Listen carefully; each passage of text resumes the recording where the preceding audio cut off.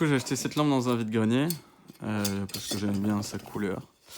Mais comme on peut le voir, en fait, elle est toute pétée.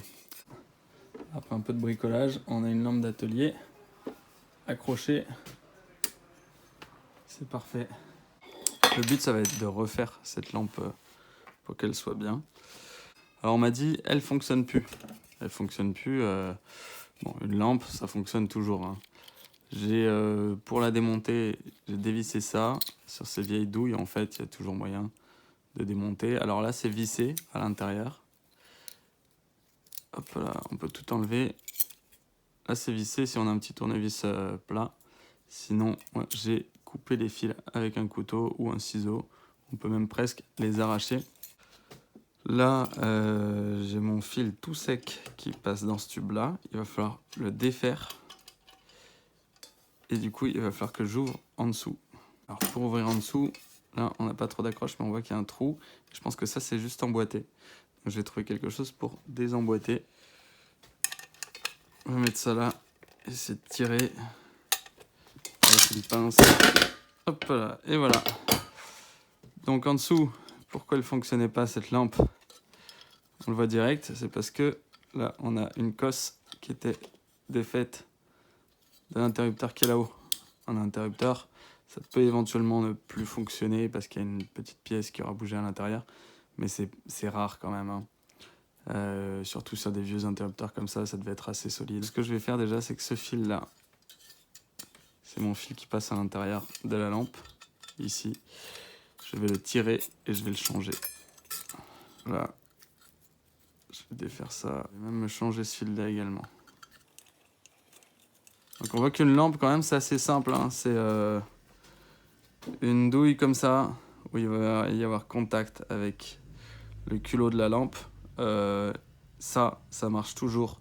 Ensuite, les fils sont connectés à la douille. Éventuellement, les fils sont déconnectés, mais on peut les reconnecter. Et ensuite, c'est un fil qui traverse un interrupteur, une prise. Enfin, pour qu'une lampe ne fonctionne plus, c'est toujours quelque chose de mécanique en fait. Même si on parle d'électricité, mais mécanique dans le sens où c'est soit le fil qui est cassé, soit un fil qui s'est défait de l'interrupteur, soit un contact qui ne se fait pas. Donc c'est toujours solvable par soi-même. On n'a pas besoin d'être électronicien pour faire ça. Après, il faut avoir des petites compréhensions quand même juste du fait qu'il faut qu'il y ait contact. Ça, à nettoyer. J'ai enlevé mon interrupteur qui était là. Faire un petit passage à l'eau savonneuse avec une éponge sale, hein. Ça c'est de l'aluminium, ça va pas rouiller. Ça se sent parce que c'est léger et fin. Là, je peux mettre de l'eau directement comme ça. Hop. On va essayer d'éviter de mettre de l'eau dans le trou là. Donc on va le faire à la main. Alors, un petit coup de chiffon. Déjà un rouge bien pétant, assez sympa, j'aime bien. D'ailleurs, on peut se demander pourquoi s'embêter à retaper une vieille lampe. Parce que pour moi, ça par exemple, c'est quelque chose qui fonctionnait mieux sur les vieilles lampes et qui s'oxydait moins. Tout ce qui était métallique, c'était de meilleure qualité à l'époque. On a essayé d'optimiser la quantité de métaux, de tout ce qui coûte un peu cher. Dans tout ce qu'on achète pour acheter une lampe à 9 balles à Ikea, il faut qu'à Ikea, elle lui ait coûté rien. 3 euros, 2 euros, 1 euro. Et du coup, il faut diminuer le plus possible tout ce qui va coûter un peu. Donc, les choses qui étaient faites avant sont plus qualiteuses que les choses qui sont faites maintenant. C'est pour ça que ça vaut le coup d'acheter des choses d'occasion. Après, on se retrouve avec des choses abîmées de seconde main, mais qui ont plus de valeur, en fait. Qui dit bricoler dit avoir un peu de stock de bricolage. Et ouais, ça fait partie des choses. Donc là, je vais pouvoir récupérer du fil là-dedans. Et là, je vais peut-être utiliser ça pour me faire une prise. Je refais la vidéo précédente n'ayant pas fonctionné. J'ai choisi cette gaine tissée rouge parce que je trouvais que ça allait bien avec la lampe. J'ai fait passer les fils et le tissage à l'intérieur. Ce qu'il ne faudrait pas, c'est que ce qui est à l'intérieur là ait envie de ressortir. Donc j'ai mis un petit coup de pistolet à colle là pour que ça accroche, que ça fasse un bouchon. Et ensuite la gaine tissée là, je l'ai cramée au briquet parce que c'est de l'acrylique souvent. Donc j'ai cramé le tissage au briquet. Comme ça, il s'accroche bien à mon plastique. Et tout ça ne devrait pas avoir envie de sortir. Je vais remettre une décosse bleue là, pour pouvoir venir me mettre sur mon interrupteur. L'interrupteur, du coup, c'est lui. Un interrupteur, ça peut toujours s'enlever. Tout est démontable. Donc là, il a un pas de vis ici, avec une petite collerette ici. Avant de le remonter, je peux quand même vérifier qu'il fonctionne. C'est assez simple. Comme je dis, c'est pas souvent qu'un interrupteur fonctionne pas, sauf un vieil interrupteur, pas de souci. Les nouveaux, souvent, c'est des trucs chinois un peu merdiques. Donc sur mon ampèremètre, qui moi a cette tête-là, je vais mettre sur un test de résistance. En fait, on va faire ce qu'on appelle faire un test de continuité. Du coup, là, il y a marqué OL. Je sais que c'est un O, pas un H, mais en gros, on va pouvoir interpréter ça comme hors limite. C'est-à-dire qu'il y a une très grande résistance. Et si je mets en contact mes deux tiges, il n'y a plus de résistance. J'ai 0, 0, 0. Et du coup, mon interrupteur, lui, il met en contact les deux fiches qui sont là. Du coup, soit il est ouvert, soit il est fermé. Donc là, on a 0, 0. Donc l'interrupteur, lui, il est fermé. Donc c'est-à-dire qu'il fait le contact. Et quand je l'actionne, il coupe le contact. Donc il fonctionne, je vais pouvoir le remonter.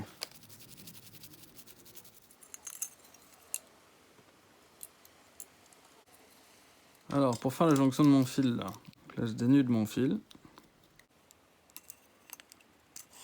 Je peux soit faire un gros bricolage et essayer de faire une connexion là, avec de la soudure, ou en le passant là, en mettant du scotch. Soit j'essaie de faire les choses un peu mieux. Alors, pour faire les choses un peu mieux, il faudrait remettre une cosse, qui est pile à la bonne dimension. Et qu'on va resserrer pour pas qu'elle ait tendance à glisser. Pour mettre une cosse, soit j'ai des cosses, on sert toujours, c'est des cosses d'automobile. Voilà, c'est une cosse comme ça. Soit j'essaie de récupérer mon ancienne cosse. Le but des cosses, c'est de ne pas avoir à faire de soudure. Donc en fait, c'est serti, c'est un câble qui est pris dans une mâchoire métallique. Pour récupérer une cosse, on appuie dans le sens perpendiculaire à l'aplatissement pour tordre le métal qui est à l'intérieur. Une petite pointe comme ça, là. On les met là, ça écarte tout. Oublié, c'est quand c'est vendredi matin, il y a la collecte Des quoi? des encombrants. Ah ouais, c'est vendredi matin? Ou jeudi matin, faut regarder ce que j'ai mis. Hop, et là je sers avec une tranche de pince coupante, pas trop coupante. C'est un live. Ouais, je suis suivi par des millions de Chinois. Et bah. Moi j'aime bien la colle. Bah c'est jamais le mieux la colle, si tu peux éviter de mettre de la colle t'es plus sûr, mais je vais resserrer un peu les mâchoires de ma cosse. Et maintenant ça va être plus dur à rentrer et du coup plus dur à sortir aussi. Et lui je vais le connecter direct et là on va mettre le fil qui va à l'intérieur. Voilà, du coup j'ai la bonne longueur de fil, j'ai vérifié avec l'ancien fil que j'ai la bonne longueur de fil, alors mon fil est un peu plus long, heureusement, comme ça sera pratique. J'espère qu'il va rentrer dans ce trou. J'ai mis la tige là bien droite. Je prends un petit fil de fer. Je le coupe à une distance suffisante pour traverser toute ma lampe. J'essaye de le mettre bien droit pour réussir à l'emmener facilement à travers mon trou. Ça s'appelle un tire-fil.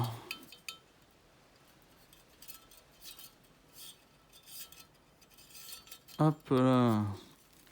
Donc là il est ressorti enfin de l'autre côté. Et ici, je vais venir lui faire prendre mon câble. Pour lui faire prendre mon câble, je vais lui faire une petite pince autour d'un des deux brins du câble. Un truc le plus fin possible, mais bien serré, parce que sinon, ça se défait à l'intérieur. Voilà, faut que ça prenne pas beaucoup de place et que ça puisse tirer un peu. Et maintenant, il va l'accompagner normalement par le bon orifice. Wow. C'est magique. Donc là je vais faire pareil, hein, je vais récupérer ma cosse. Hop, on enlève le fil facilement. Hop. Maintenant mon nouveau fil, c'est celui-ci, celui qui est là. Donc, je vais le dénuder. Je vais même le plier parce que c'est du fil assez fin pour qu'il aille bien se prendre dans le sertissage de la cosse. Je le mets dans ma cosse, à côté, qui normalement coupe de la pince universelle. On vient aplatir le métal. Hop, ça bloque le plastique. Et là, ça met en contact le métal. Là, on a une cosse qui normalement est bien sertie, sachant que de toute manière ici, il n'y a pas d'effort mécanique, on ne tire pas souvent sur la cosse. Et celui-là, il va falloir venir le mettre en contact avec celui-là. Alors soit on a un fer à souder et on les soude ensemble, soit on peut faire une technique de sioux, dénude les fils sur une bonne longueur. On les met perpendiculaires l'un à l'autre et on plie. Et on plie. Et là, on lui fait faire le tour. Pour des fils sur lesquels on ne tire pas, ça fonctionne. Maintenant, il ne faut pas qu'ils aillent toucher la carrosserie là. Donc, on peut mettre un bout de scotch. Hop. On fout un peu, le but c'est juste que tout ce qui est métallique n'aille pas en contact avec ce qui est métallique. Juste essayer de la faire rentrer. Voilà. J'ai ce fil là. Si je veux être tranquille et que j'ai toujours mon pistolet à colle à côté, je me le fixe là. Une fois que j'ai fait tout ça, je peux encore vérifier là-haut que tout fonctionne bien. C'est-à-dire que j'ai bien contact avec les fils d'en bas quand j'actionne mon interrupteur. Du coup là, je peux vérifier entre mes deux extrémités de fil s'il y a continuité. Je me mets sur le bleu de mes deux fils. Je touche. Est-ce qu'il y a continuité? Non, il n'y a rien du tout. Normalement, ça devrait être l'autre. Il n'y a rien du tout. Et si j'actionne mon interrupteur, est-ce qu'il y en a un des deux qui fonctionne? Donc c'est pas lui, donc ça doit être lui. Voilà. Donc là, j'ai continuité. Et du coup, maintenant, je sais que lui, ça doit être lui. Je vérifie. J'ai continuité également. Donc ça fonctionne pour l'instant. On est à peu près à mi-parcours, j'ai nettoyé un peu. Comme ça, on voit plus clair. Là, du coup, c'est une lampe. Donc on a besoin que de 2 fils. On n'a pas de prise terre. Là, j'ai beau avoir un gros câble. Ce gros câble ne contient pas de prise terre. J'ai juste neutre et phase. Mais vu que on est en courant alternatif, neutre et phase, c'est pas si important que ça là. Ça peut, je peux toujours avoir le neutre et la phase qui s'échangent. Donc j'ai besoin d'une prise à 2 fiches que je vais pouvoir mettre dans ce sens là ou dans ce sens là, comme d'habitude. Et je vais récupérer une vieille prise que j'ai. C'était un truc cramé. Là je me dis que celle-là elle doit pouvoir se démonter parce qu'elle n'est pas d'un seul bloc. Et là j'ai regardé, il y a un petit trou. Du coup, hop là, ça se passe bien. Je devrais pouvoir, voilà, je vais pouvoir aller démonter mes fils. Je regarde vite fait comment c'est fait. Petit coup de tournevis plat. Je vais le faire comme ça, on verra. Donc je tire bien ma gaine rouge là, hop, pour qu'elle aille au plus loin. Là comme ça, je vais avoir mes fils. Ça va là. Donc si je coupe mon câble là, hop là. Ensuite on dénude. Alors pour dénuder, je vais dénuder un peu large. Je file un petit coup de cutter, pas trop fort, voilà. Et là je plie mon câble. Le but étant d'attaquer la gaine blanche et pas les fils d'en dessous. Ça, je le dénude large comme les autres. Hop là. Faire passer mes fils, passer mon câble. Et le plus compliqué, ça va être de passer la gaine. Voilà. Alors là, on n'est pas trop mal. Ce que je vais faire, c'est que je vais essayer de coller ma gaine rouge à ma gaine blanche pour pas que ça bouge trop. Hop. Je crame un peu les doigts. Je voudrais pas que ça sorte. Je vais le dénuder plus court. Je le plie comme ça. Ça prendra bien de la place dans le trou. Je les mets là. Ensuite, j'ai refermé ma prise comme je l'ai ouverte. Et ça fonctionne très bien. Juste, j'avais plus de place pour filmer. Donc, j'ai pas pu filmer au moment où je l'ai fait. Et vu que j'ai mis un peu de colle, j'ai pas envie de réouvrir. Donc, ça fait nickel comme ça. Je vais passer à la tête. Donc là, la tête, l'idée, c'est que lui, ici, là, il s'est cassé parce que l'alu a trop travaillé. Donc, il va falloir que je mette quelque chose qui bloque ce mouvement. Et pour bloquer ce mouvement, je mets une grosse rondelle. Je trouve une bonne grosse rondelle dans toutes les rondelles que je garde de côté aussi. Parce que quand on bricole, il faut avoir un peu de tout. Et du coup, ça me permet de venir mettre ça là. Et que même si ça bouge, on voit pas le trou. Et là, on va mettre ça comme ça, on va serrer. Lui, il se dévisse, donc j'ai pu le dévisser suffisamment pour avoir une longueur suffisante pour pouvoir hop, mettre une rondelle un peu épaisse. Mettre ma lampe, remettre une autre rondelle à l'intérieur et ensuite bon, je vais mettre mon écrou, l'endroit où je mets mon ampoule, ça doit aller se mettre au fond là et non pas sur le côté évidemment. Donc j'ai trouvé dans mes bricolages un pas de vis qui correspondait à peu près, qui se visse un peu de traviole, mais c'est pas très grave parce qu'après on va mettre de la tension comme ça et du coup quand il y a de la tension ça accroche quand même. Voilà, donc je vais mettre ça là avec un écrou pour que ça mette la bonne distance, sinon il devrait rentrer trop lui, il faut qu'il soit comme ça pour pas trop rentrer à l'intérieur de la douille là. Donc je lui mets un écrou qui fait office d'entretoise, de grosses rondelles si on veut, et je vais pouvoir aller visser ça au fond là-bas. Et c'est parti, c'est parti! Donc j'ai mis ma rondelle, je remets le petit bout d'aluminium qui était en trop, pour que ça puisse éventuellement accrocher et recentrer. Ensuite, je passe mes fils dans la cloche. Ensuite, je passe ma rondelle intérieure, assez grande elle aussi. Et ensuite, je vais passer dans ces fils-là mon écrou fin qui va aller bloquer la cloche sur la tige.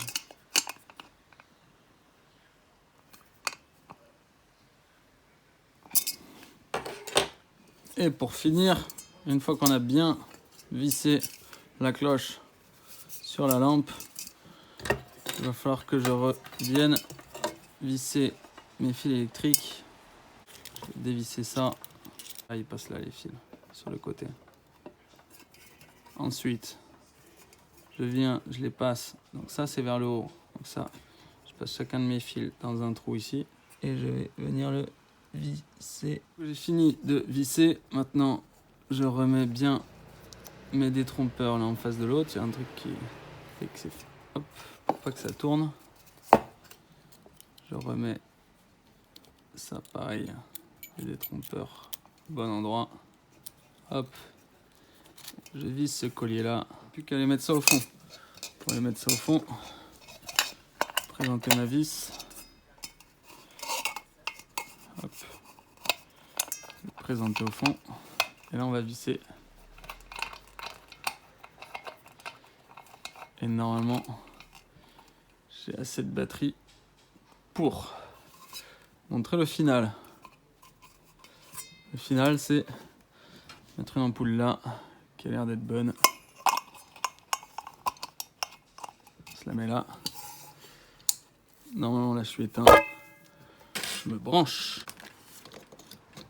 Hop. Attention. Et voilà. Une superbe lampe qui fonctionne. Il n'y a pas de magie. Toute l'électricité de la mécanique. Comme d'hab, après, faut tout bien ranger. Parce que c'est agréable d'avoir un atelier au propre. Et voilà le résultat. Après un peu de bricolage, on a une lampe d'atelier accrochée. C'est parfait.